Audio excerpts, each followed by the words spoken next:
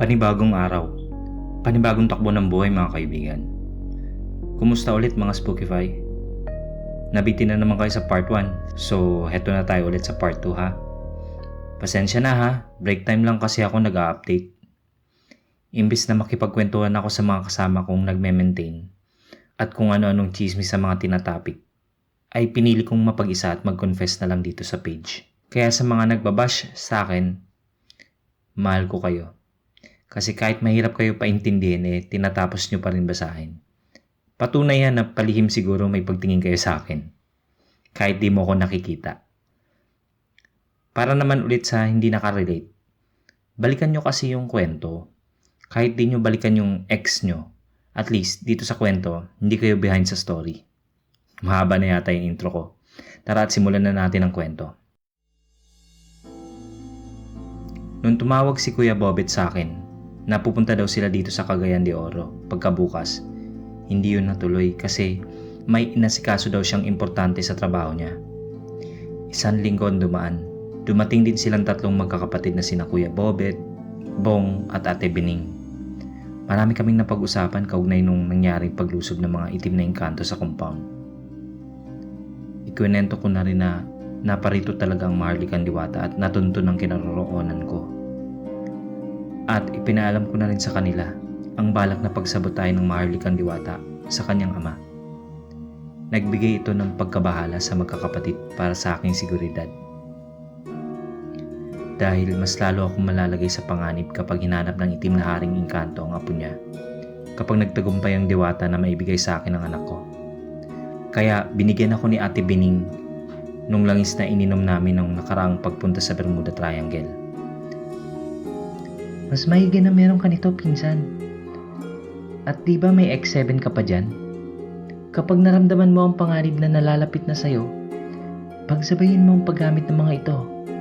Minom ka nitong langis at magpahid ka ng X7 para hindi ka tatablan kung sakaling gagamitan kanila ng itim nilang kapangyarihan. Nakamamatay at mas malala pa sa kinulam ang kakayahan ng itim na hari. Mag-iingat ka, pinsan.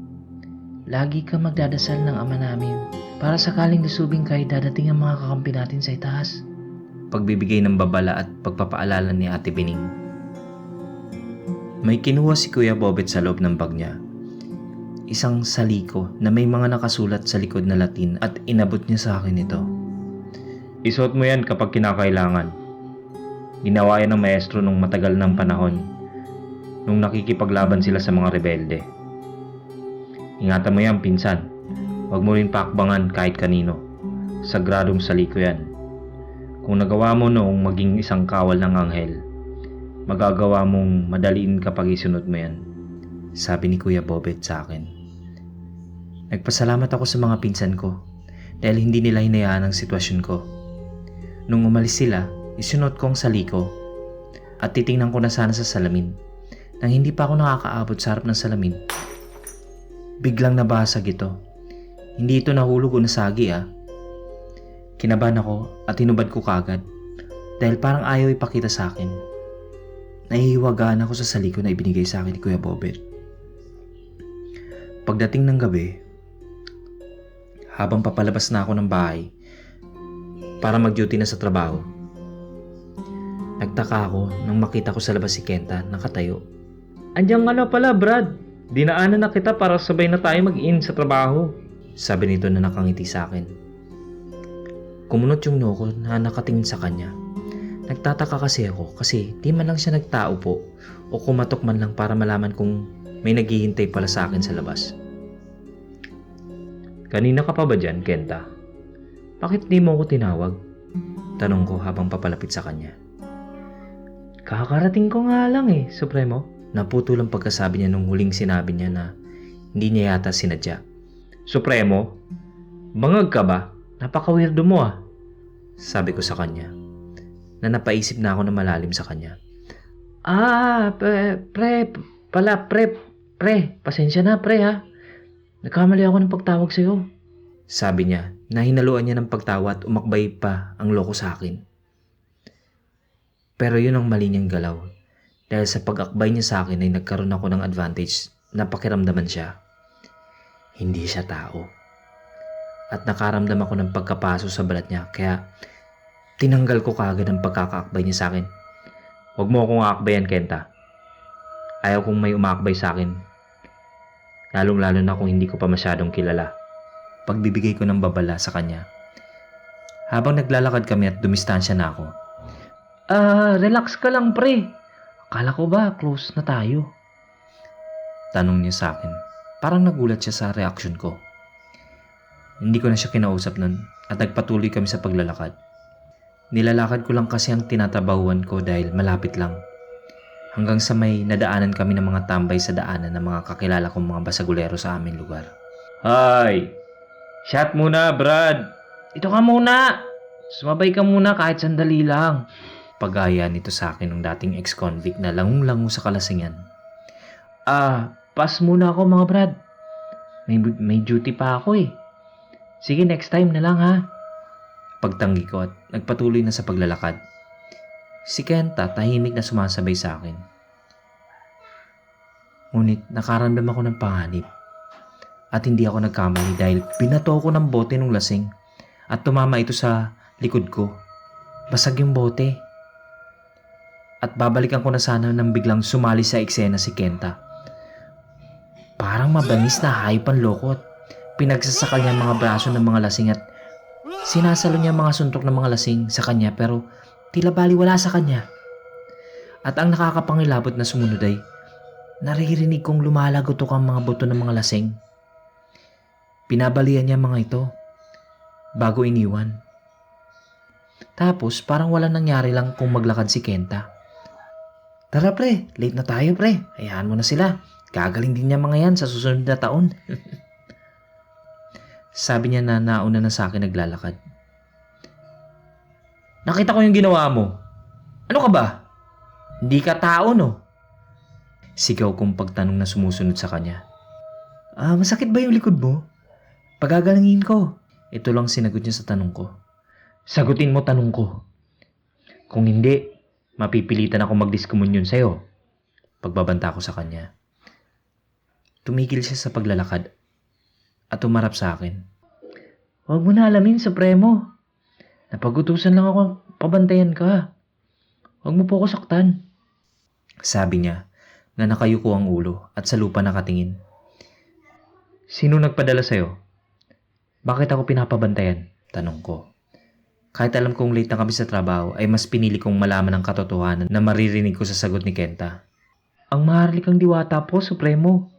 Pinapabantayan ka sa akin hanggang sa araw ng pagsilang ng sanggol. Sagot niya na halatang natatakot sa pagbanta ko sa kanya. Sabi ko na nga ba eh. Isa kang itim na kawal. Nung una ko palang makilala ka, kakaiba na pakiramdam ko sa'yo. Alam kong hindi ka nga talaga tao. Daig mo pang linta na nakadikit sa akin. Bakit kailangan pa niya akong pabantayan? Alam naman niyang puting tupa ko at itim na kawal ka.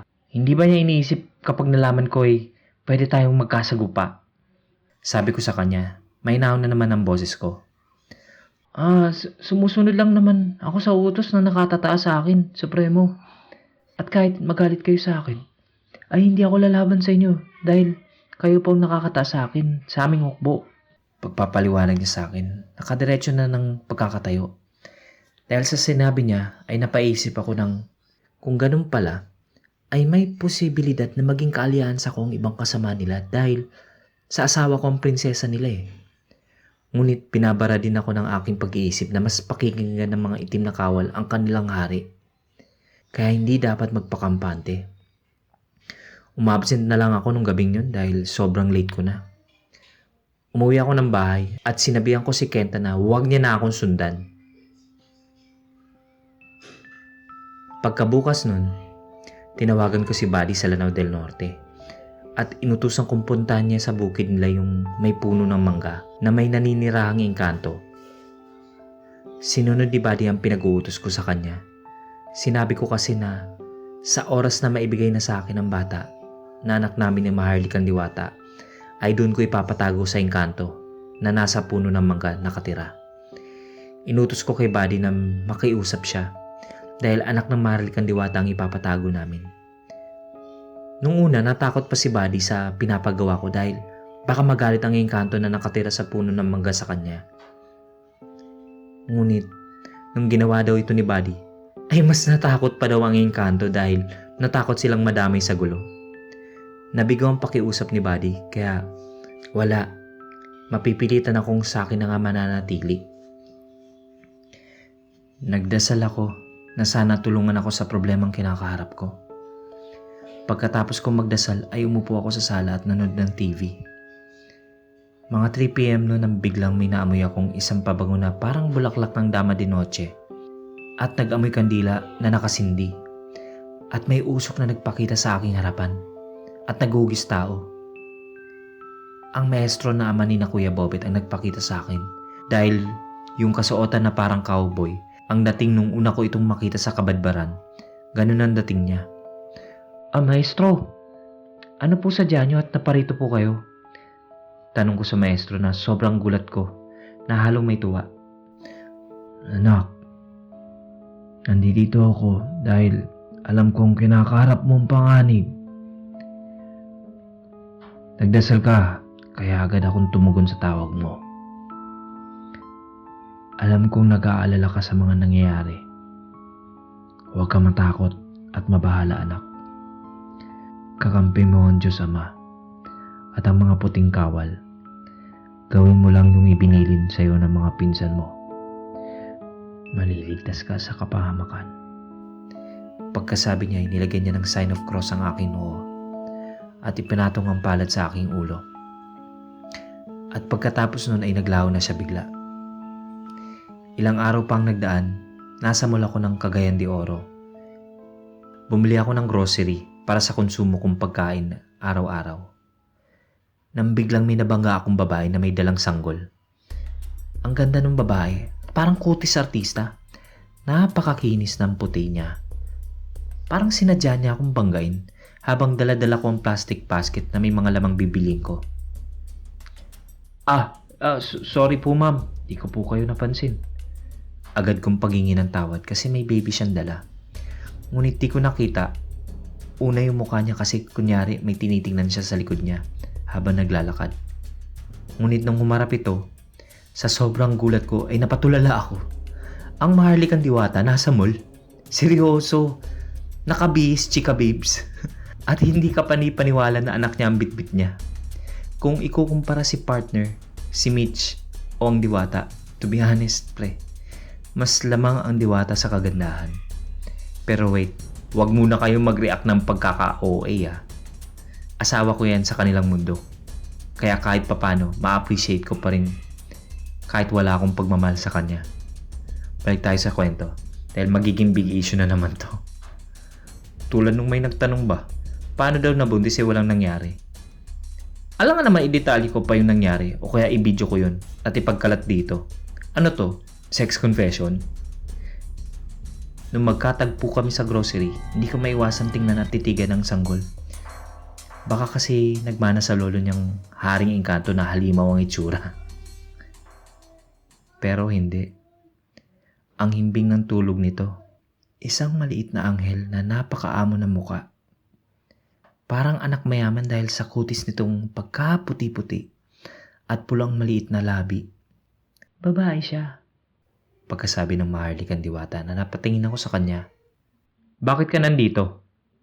Hinintay mo na sana ako sa bahay. Pagtataka ko. Kailangan kong makabalik kagad kaya hindi na ako nagsayang ng oras. Kinuha ko yung hinubad mong suot doon sa kwarto mo at sinundan kita dito. Pagkasabi niya ay nahiya ako sa sinabi niya. Loko tong engkantong to. Ang hilig-hilig sumingot ng gamit ko. Hinubad ko pa talaga. Alam ko iniisip mo. Tumigil ka. Hindi kita pinagdanasahan no. Kunin mo tong anak mo at babalik na ako bago malaman ng aking ama na umalis ako dalang apo niya. Yung biniling ko sa'yo, huwag mong kakalimutan. Wala kang dapat ipag-alala. Ako bahala sa aking ama. Sabi niya, sabay bigay sa akin ng sanggol na natutulog. Kaya inilapag ko ang basket kong hawak at dahan-dahan kinarga ang sanggol. Nga pala, huwag mo awahin si Kenta. Natatakot sa'yo yun. Nasa paligid lang siya, tutulungan kanya kung kailangan mo ng tulong. Hirit ng maharlikang diwata. Teka, paano kung gutumin to? Anong ipapadede ko dito? Pwede ba gatas? Tanong ko kagad. Bakit? Kaya mo bang pakainin ng prutas yan? Siyempre, pinapadede pa rin ng gatas yan. Ingat ka, nangangagat yan. Humirit pa ng pananakot ang Diwata at mabilis na umalis at nawala. Pinagpatuloy ko ng pag-grocery at binilang ko ng gatas at baby ron ng bata at sinamahan ko na ng mga diaper. Grabe, para akong naanak ka na iniwanan sa kalagayan ko. Hirap ako sa pagbitbit ng sanggol at ng plastic basket. Habang nagbabayad ako ng grocery, yung kasunod kong babae na matanda, panay ang tingin sa sanggol at binati pa niya. Ang ganda naman ang anak mo. Asan ba ang ina niyan, iho? Pagtatanong niya sa akin, sabay hinipo ang pisngin ng baby.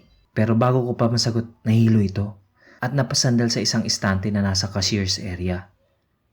Nasagi niya ito at tuluyang tumumba. Hinimatay yung matandang babae. Napatangin ako sa anak ko at humiti ito na tulog. Ikaw may gawa nun, no? Sabi ko sa isip ko. Nagkakagulo ang mga tao at lumapit ang mga security guard para tulungan ang matanda at tumawag ng emergency. Nagpatuloy pa rin ang cashier na binabayaran ko at dali-dali na akong lumabas at sumakay ng taxi. Kinausap ko ang sanggol kahit tulog. Ano yung ginawa mo, anak? Hindi mo dapat ginagawa yun. Sabi ko sa tulog na sanggol. Ang cute ng baby mo, sir. Ilang months na po ba yan? Tanong ng driver. Napasimpleng sumusulyap sa baby na hawak ko. Hindi ko na sinagot ang driver. Baka kasi ito naman na mabiktima. Madisgrasya pa kami. Kunwari may tumawag sa aking cellphone at kinuha ko para sagutin at kunwari binabaan ako. At nag-FB na lang ako. Para maging busy ako at wag na magtanong ang driver. Panay kasi yung sulyap niya. Alam kong nakukutan siya sa baby. Pero malakas ang kaba ko dahil sa pagbinati mo ito. Imbis na ikaw ang makausog sa kanya, baliktad, ikaw mismong tatabla ng usog. Hindi nakakapagtaka dahil kalahating engkanto at kalahating tao ang sanggol. Pagdating ko sa bahay, gumawa ako ng duyan kaagad. Nilagyan ko ng asin ng sulok ng pintuan at kinuha ko yung green ko na panyo na itinatago ko sa loob ng aking aparador at ikinabit ko sa thumbtack sa pintuan. Absent na naman ako sa trabaho kasi alangan naman iwan kong bata na mag-isa sa bahay. Baka may gawin to pag uwi ko na ikakabigla ko pa. Nung unang gabi kasi niya na kasama ko, nasa tabi ko siya. Nang naalimpungatan ako dahil may naglalakad sa sala at parang ginagalaw ang mga upuan sa lamesa, yung tipong hinihila. Kaya bumangon ako at sinek kung nasa tabi ko ang baby. Yung ilaw kasi na ginagamit ko sa kwarto ay yung ilaw na kulay violet na may pamatay lamok. Nagulat ako dahil ang bata sa tabi ko, imposible dahil nakahag yung isa kong braso sa kanya. Paanong hindi ko na malaya na may kumuha nito? Kaya lumabas ako ng kwarto at tiningnan ng ingay sa sala. Paglabas ko, may mabilis na dumaan sa harap ko at lumagpas at lumusot sa katawan ko. Agad ko binuksan ang ilaw pero nasa ayos naman lahat ng gamit sa sala at kusina. Lumibot ako saglit dahil hinahanap ko ang baby. Naninindig ng balahibo ko dahil baka naging tiyanak na ito. Paano ko sasaktan sarili kong anak, diba?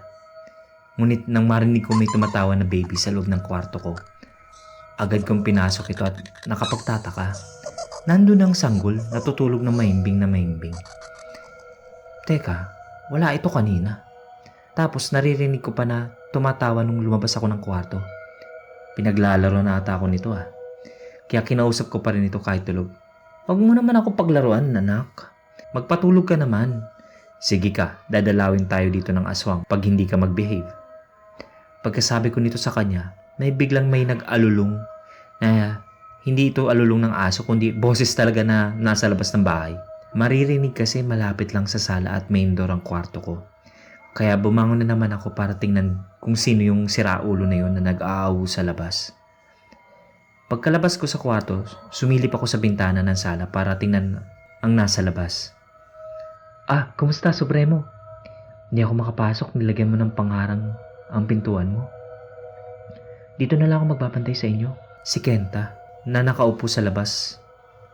Hinayaan ko na siya at bumalik na ako sa kwarto at tumabi ulit ako sa sanggol.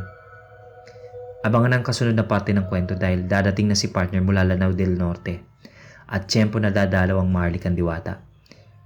Pero hindi yun ang problema dahil nalaman na ng Haring Engkanto na nawawala ang apo niya at pinapagalaw na niya lahat ng kawal niya. Nagdulot ito ng digmaan sa pagitan ng kawal ng mga puting anghel at mga itim na engkanto. Lumika ito ng paglindol dahil nagre-react ang fault line sa ilalim ng lupa. dahilan para yumanig.